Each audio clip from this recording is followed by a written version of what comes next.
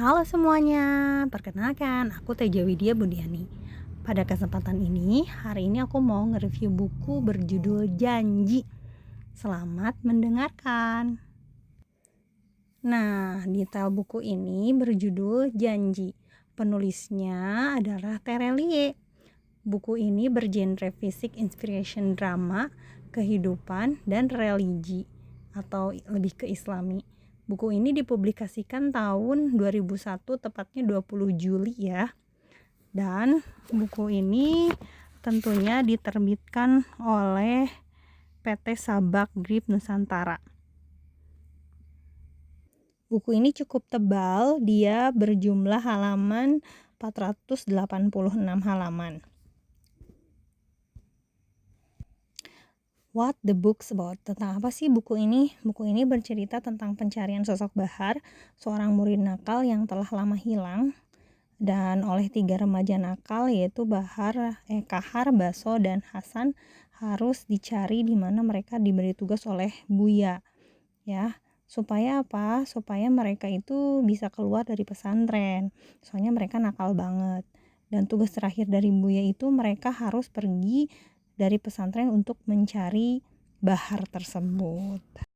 Pada kesempatan ini saya akan mereview buku dengan metode AIH, alasan, isi, hikmah. Nah, alasan saya membaca buku ini karena saya tertarik banget sama covernya yang misterius, bertuliskan janji aja, tapi di sana ada gambar makam yang apa ya itu kira-kira.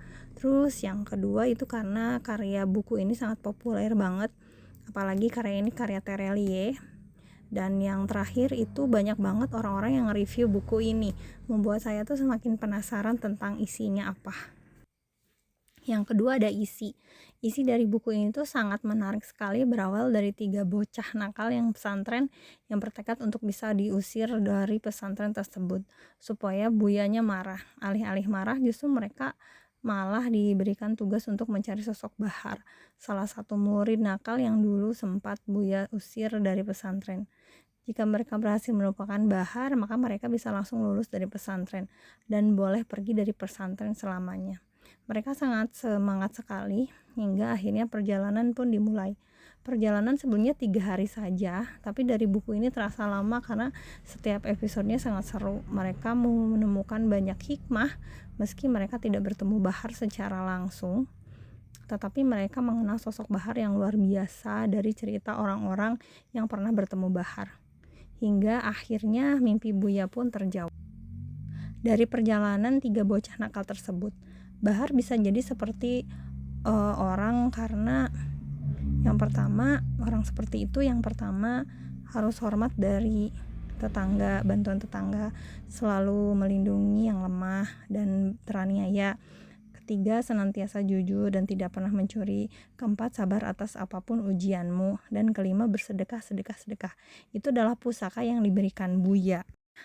Nah, pusaka yang diamalkan Bahar oleh wasiat dari Buya ini yang membuat Bahar menjadi sosok yang berubah total, yang hingga akhirnya tersambunglah dengan mimpi Buya yang menjadi alasan kenapa 3 anak nakal itu harus menemukan Bahar.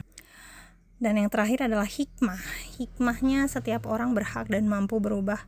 Sholat selalu ditegakkan dimanapun kalian berada. 5 pusaka ajaib mengubah hidupmu. Dalam buku ini saya belajar bahwa pentingnya menepati janji. Janji yang ditepati Bahar membuat Bahar menjadi sosok yang harum dan berkesan bagi semua orang yang selalu dia temui. Dari buku ini saya juga belajar bahwa setiap orang bisa berubah, seperti sosok Bahar yang nakal dan pemabuk, tetapi berubah menjadi seseorang yang luar biasa dan bahkan menjadi seorang ahli surga. Itu sangat luar biasa sekali.